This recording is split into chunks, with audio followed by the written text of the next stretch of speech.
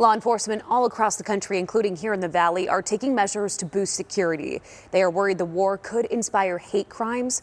Scottsdale police tell us they are also working closely with partners at Jewish facilities, and they're also closely patrolling establishments. Phoenix Mayor Kate Gallego and Phoenix police telling us that they're doing the same thing. Both departments are on the lookout for any local threats, but have not reported any just yet. But the ramifications of the destruction in the Middle East are being felt right here.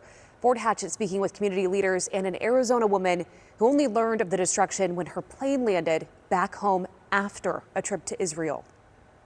The images out of the Middle East this weekend have been haunting.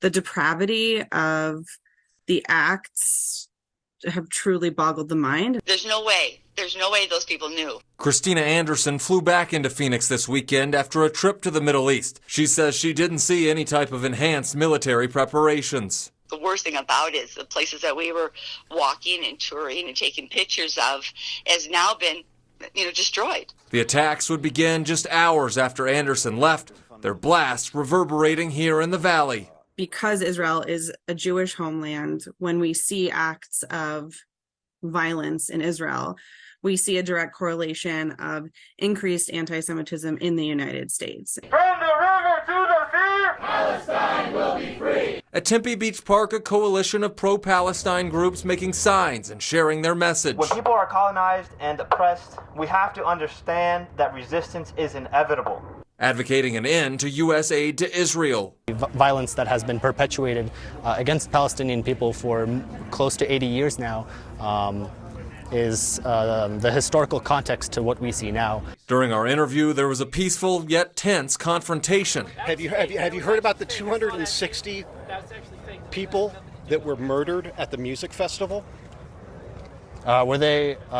There's plenty of pictures of Palestinians murdered as well. I agree. That's their native. That's their native land. I agree. It's not. It's a disputed territory. You should be ashamed of yourself. The Anti-Defamation League says the blame for the deaths of Palestinians and Israelis rests one place. Hamas is responsible for these actions, and Hamas is a terrorist organization and has been engaging in this kind of terrorist activity for decades. What's different in this case is the level of weaponry and skill that they were able to obtain with support from Iran. A divisive issue, but the destruction leaving those who have seen it feeling helpless. You wish you could do something. Like that we were just there, and how, first of all, your safety, you think about yourself and your family and stuff, but also the people that we walked by. Are they still alive? The people we met. In Phoenix, Fort Hatchett, ABC 15, Arizona.